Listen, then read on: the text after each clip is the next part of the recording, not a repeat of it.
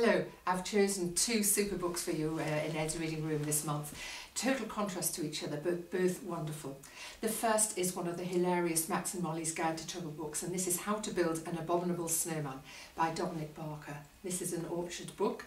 And the second book is a first novel by this wonderful writer Sam Gayton. This is called The Snow Merchant, and this is an Anderson Press book. More about that in a minute. So the first book, How to Build an Abominable Snowman by Dominic Barker. This is an absolutely hilarious story about the Pesca twins. You may or may not have met them before. They are very, very funny. And this book is written with tremendous insight on the part of the author of children and how to deal with grown-ups. Anyway, just a little bit about the twins at the very beginning of the story. It had been snowing for days in the town of Trull. Snow lay heavy on the trees. Snow lay heavy on the roofs. And in the back garden of a house on Laburnum Avenue, snow lay heavy on Max Pesca's head. "Put some more on, Molly," said Max. "I'm going as fast as I can, Max," said his twin sister Molly, bending down to scoop up more snow. "But accurate snow piling is a very difficult skill." Molly had curly red hair and was wearing a blue duffel coat. She climbed onto the chair they had brought out from the dining room and carefully piled more snow on Max's head. The chair was necessary because Max had been born 12 minutes before Molly. According to Max, he had done a lot of growing in those 12 minutes and was therefore taller. He had red hair too, though his was straight, and he was also wearing a duffel coat. His was pink.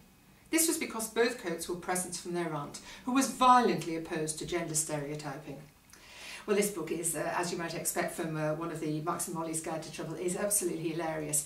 In this book it snows a lot, and they're trying to get a snowplough into their road, and the only way they seem to be able to do this is if they can get a visit by the abominable snowman.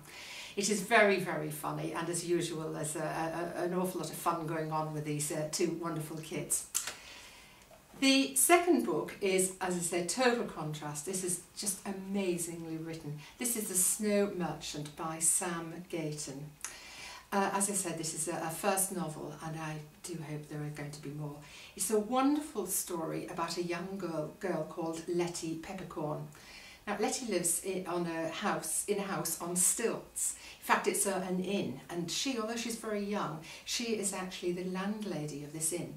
Her mother disappeared rather mysteriously some time before, and her father spends quite a lot of time in another inn. He's not really around to help Letty. Anyway, one day Letty is looking after the people in the inn, and all of a sudden this very unusual gentleman arrives. He is, of course, the Snow Merchant.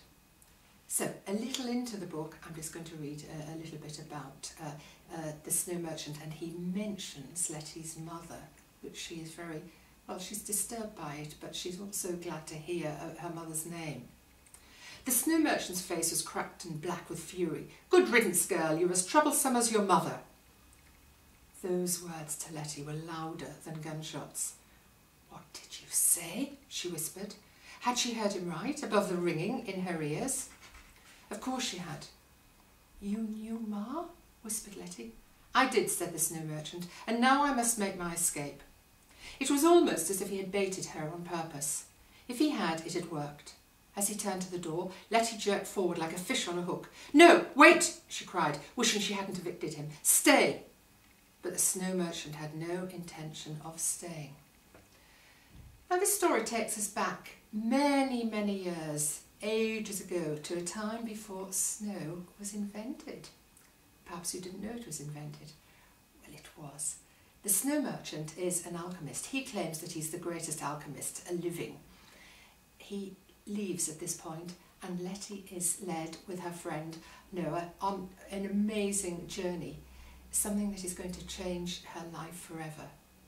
This is just a wonderful story. I think you will enjoy reading this for children, with their parents, with grandparents, on their own, with friends. Anybody is going to enjoy it.